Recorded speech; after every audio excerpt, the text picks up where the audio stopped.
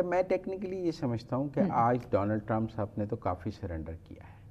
دیکھیں ایک تو انہوں نے یہ بات کہی ہے کہ آبنائے حرمز ہم نہیں کھلا سکتے, جس ملک نے اپنا جہاز لے کے جانا ہے وہ اس کی چائنا کی طرف وہ اپنی خود ہی اپنی حفاظت کی ذمہ داری لے, ہم نہیں کسی کی حفاظت کر سکتے. اس کا مطلب ہے کہ امریکہ آبنائے حرمز کھلانے سے پیچھے ہٹ گیا, جو وہ کہہ رہا تھا کہ میں آبنائے حرمز کھلا دوں گا وہ. دوسرا یہ ہے کہ جو خرق پہ انہوں نے سٹرائکس کی ہیں اس کے نتیجے میں بھی میرے خیال میں کوئی ایرانینز اتنے زیادہ دباؤ میں نہیں آئے.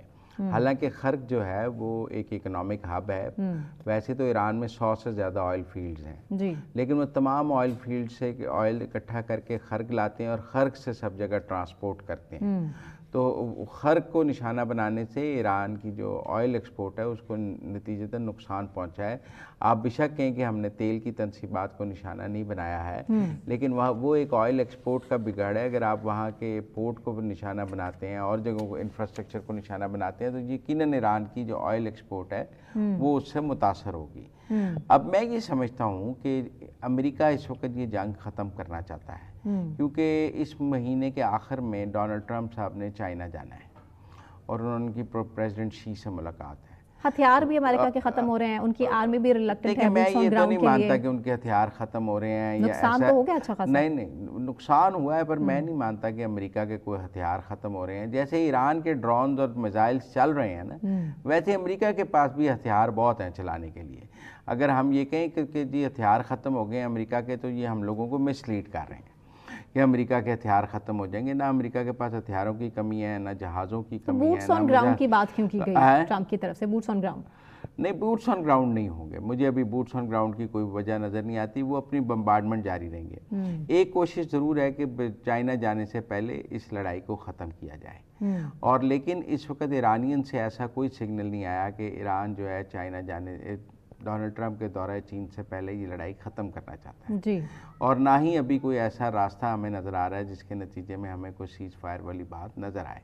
لیکن امریکہ ضرور سیز فائر کی بات کر رہا ہے, اور اس نے مسلسل 2 دن سے کر رہا ہے. آج بھی ڈونلڈ ٹرمپ نے یہ کہا ہے کہ ایران ہماری بات نہیں مان رہا, لیکن ٹیکنیکل بات ہے کہ اس کا مطلب ہے وہ کوئی بات کر رہے ہیں نا جو ایران نہیں مان رہا.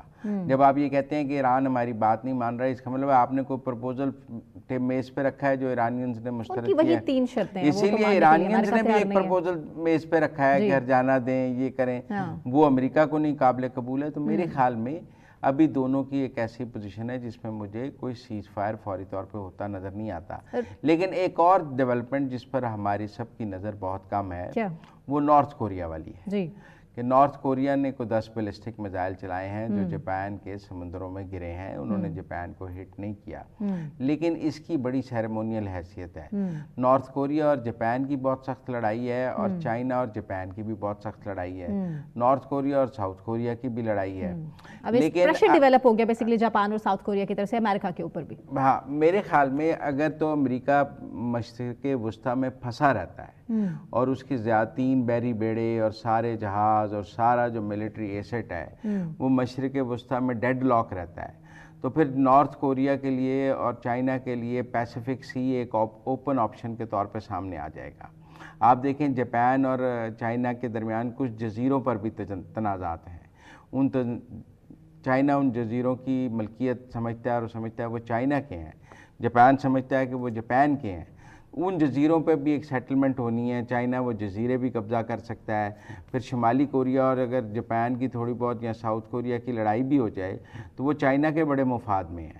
اگر ایران کی اور امریکہ کی لڑائی چائنا کے مفاد کے خلاف ہے تو شمالی کوریا اور جاپان کی لڑائی چائنا کے مفاد کے حق میں بھی ہو سکتی ہے. چائنا اور ساؤتھ کوریا کی لڑائی, اور امریکہ کے لیے بڑا مشکل ہوگا کہ وہ ایک طرف ادھر بحیرہ عرب میں یا ادھر ایران کے ساتھ پھنسا ہوا ہے اور دوسری طرف پیسیفک میں وہ شمالی کوریا کے ساتھ بھی پھنسا ہے. یوکرین رشیا آپ کے سامنے صورتحال ہے, یورپ کی صورتحال آپ کے سامنے نیوکلیئر اسٹیٹ ہے. میرے خیال میں یہ جو نارتھ کوریا والا پتہ چائنا نے کھیلا ہے یہ بہت زبردست ہے. ہمیں ایک اور بات سمجھنی چاہیے.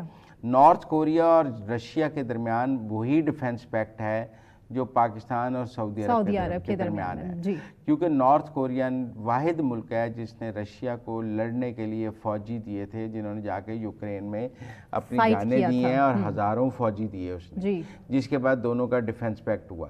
یہ ٹھیک ہے کہ رشیا کا ایران کے ساتھ کوئی ڈیفنس پیکٹ نہیں ہے، رشیا کا وینزویلا کے ساتھ کوئی ڈیفنس پیکٹ نہیں تھا، سپورٹ کر رہے ہیں ایران کو، سپورٹ کر رہا تھا، لیکن نارتھ کوریا کے ساتھ تو اس کا ڈیفنس پیکٹ موجود ہے اور وہ نارتھ کوریا کے ساتھ مل کر لڑنا اس کی لڑ سکتا ہے۔ چائنا اور نارتھ کوریا کے بھی بہت آپس میں گہرے اسٹریٹجک تعلقات ہیں اور نارتھ کوریا اور چائنا کی تو بارڈر بھی لگتے ہیں۔ اب ایران کا اور چائنا کا کوئی بارڈر نہیں لگتا، چائنا کا اور وینزویلا کا کوئی بارڈر نہیں تھا، لیکن چائنا اور نارتھ کوریا کا بارڈر ہے۔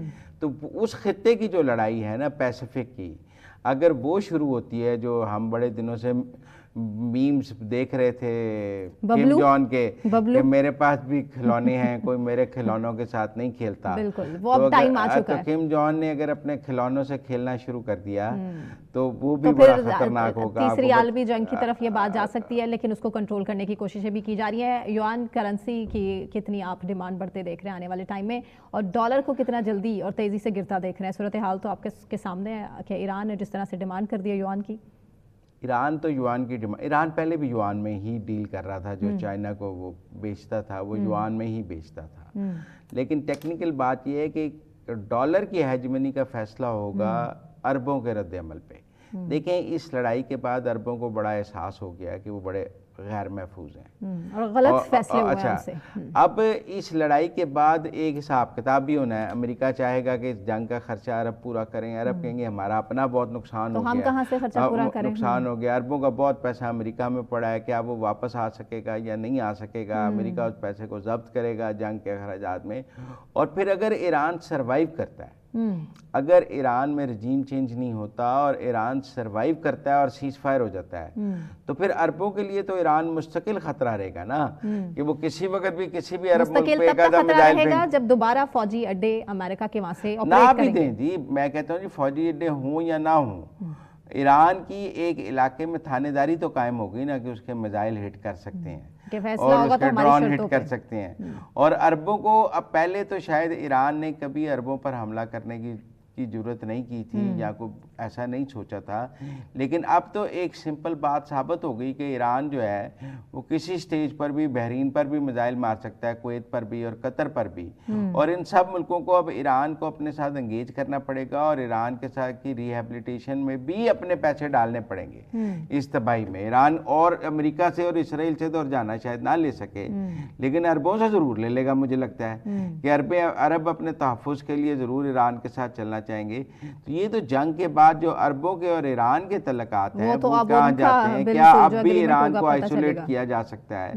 کیا اب بھی ایران کا بائیکاٹ کیا جا سکتا ہے یا اب ایران؟ یہ بڑا مشکل فیصلہ ہے۔ اور مزمل صاحب رائٹرز تک یہ رپورٹ کر رہا ہے کہ اسرائیل کا جو ایئر ڈیفنس سسٹم ہے نا وہ تقریباً ختم ہو چکا ہے، صرف لاسٹ ایک آخری لیئر ہے جو کہ ایئر ڈیفنس سسٹم کی ان کی اب کام کرے گی۔ دیکھیں یہ تو وال اسٹریٹ جرنل نے بھی لکھا ہے سب نے کہ جی انٹرسیپٹرز کی تعداد کم ہو رہی ہے، اور یہ ہم نے دیکھا ہے کہ انٹرسیپٹرز جاپان سے، کوریا سے، دنیا سے ہر جگہ سے اٹھا کر اس خطے میں لائے جا رہے ہیں، اور وہ ڈرون جو ایرانین ڈرونز اور بیلسٹک میزائلز کو روکنے کے لیے ان کو انٹرسیپٹرز کی کمی کا سامنا، لبنان دوسری طرف سے مسلسل اٹیک کر رہا ہے اسرائیل کو۔ انٹرسیپٹرز کی کمی پر تو کسی کو کوئی اعتراض نہیں ہے، اور ان کا خیال ہے کہ جب انٹرسیپٹرز ختم ہو جائیں گے اور اگر ایران کے میزائل بچ گئے اور ڈرون بچ گئے تو وہ فری فار آل ہوں گے، پھر ان کو کیسے روکا جائے گا؟ وہ تو روزانہ کی بنیاد پہ بنا رہے ہیں، مسلسل ان کی چل رہی ہے، یہ اب دیکھا جائے گا، روزانہ کی بنیاد پہ بنا رہے ہیں، پہلے بنائے ہوئے استعمال کر رہے ہیں۔ امریکہ کی بمباری سے کتنی ڈرون فیسلٹیز تباہ ہوئی ہیں کہ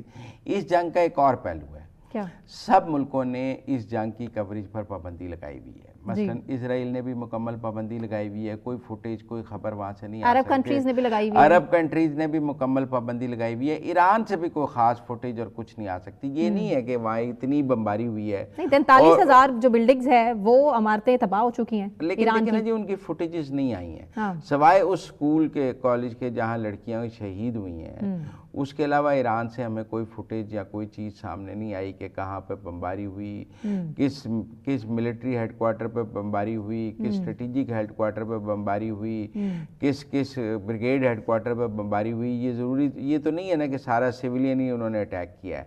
कोई ना कोई मिलिट्री इंस्टॉलेशन, पासदारान इनकलाब की इंस्टॉलेशन को भी अटैक किया होगा उन्होंने, बिल्कुल ऐसे लेकिन इस लड़ाई में वैसे हम ये कहते हैं कि ये लड़ाई जो है ना, अब मीडिया इतना आज़ाद हो गया है, इतना वाइब्रेंट हो गया है, लेकिन इस लड़ाई में हमें मीडिया का मुकम्मल ब्लैकआउट नजर आता है। और पिछले दिनों हमने अमेरिकन सेक्रेटरी ऑफ वॉर को देखा, वो तो सारे मीडिया हाउसेस से सख्त नाराज थे कि वो अमेरिकी मीडिया जो है वो जंग की बड़ी नेगेटिव कवरेज कर रहा है, और उन्होंने कहा जी ये बड़ी ज्यादती हो रही है। इसका मतलब है अमेरिका में जो जंग की कवरेज हो भी रही है उससे डोनाल्ड ट्रंप खुश नहीं। और सबसे ज्यादा जो हमले हैं वो यूएई पर हुए हैं, ईरान की तरफ से 309 मिसाइल्स और 1600 ड्रोन्स। अब ये भी देखना होगा कि यूएई का फ्यूचर क्या होगा। आखिरी में जाते जाते जमील साहब सिर्फ आपसे पूछ लूं कि एआई वीडियो नेतन्याहू के उसके बाद बहुत बड़े सवालात खड़े कर रही है, जिंदा है या नहीं? मेरे ख्याल में जिंदा है, ऐसी बात नहीं है, क्योंकि वहाँ एक ऐसा डेमोक्रेटिक सिस्टम मौजूद है कि अगर उनकी डेथ हुई होती तो यकीनन पता लगे। बिल्कुल ठीक।